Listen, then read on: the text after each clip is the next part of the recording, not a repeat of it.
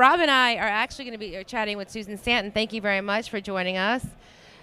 What a hectic 6 months this has been for you, huh? Well, it has. But, first I got to comment that your hair is just fabulous. It's just absolutely Mine gorgeous. is? Your hair is gorgeous.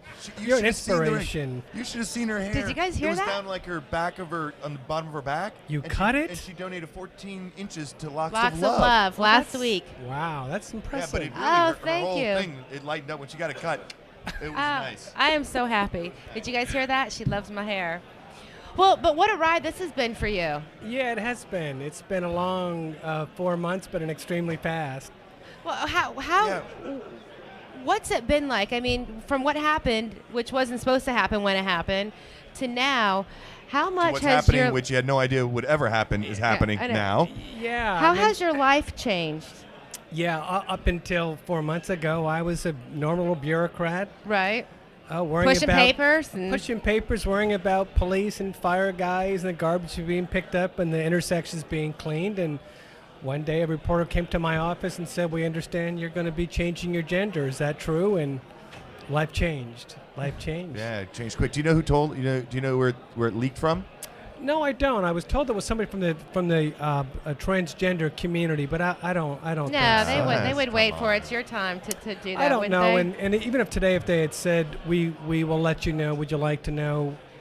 Irrelevant. You know what? Everything's supposed to happen when it's supposed to happen and how it's supposed to happen, right? On Yeah. your time, though, you know. But yeah, You- yeah. what was it like, though? I mean, I don't you know, I were would like you to were buy the herself a little bit more time, maybe, right? on your Who knows? but you were the city manager, so you know what it's like to be in the public spotlight. Oh, yes. But you went from being on a local scale to an international scale. How has that changed your life? Yeah, profoundly, because typically as a city manager, you're behind the microphones. We used to operate in our own marketing department, our own TV station, and Right. I was never on even our own government programming. You never showboated out in public like that? I never did You it. were just behind the scenes making it happen. Absolutely. And if there was ever an opportunity for a picture, I was always out of the picture. Good managers in the shadows. So Very right. now to be on national television and People magazine and whatever, all the different... Larry King Live and Yeah, I guess the Daily Show. Dr. Phil wants me to come on in a month or so. I don't know. It has been very different than as a city manager, but very fun. When I left Largo, I said I wanted to advocate and inform and not litigate, and I've been given that pedestal, that stage, and I've tried to utilize it well. What do you think? What do you think it is to, I guess, reinvent yourself in a sense, or reintroduce yourself? I mean, it's like you know, everybody talks about we have advertising people, public relations on, but really, you're relaunching yourself in a sense, right? Yeah. And I mean, what is a plan? What is the plan for that? I mean, yeah, well, it's a work in progress, I guess. The whole always- the whole word of authenticity takes on a different meaning when you can finally be who you are. I mean, I lost my job, I lost my career, my marriage is going to be dissolved soon. Every friend in Largo I ever had is gone.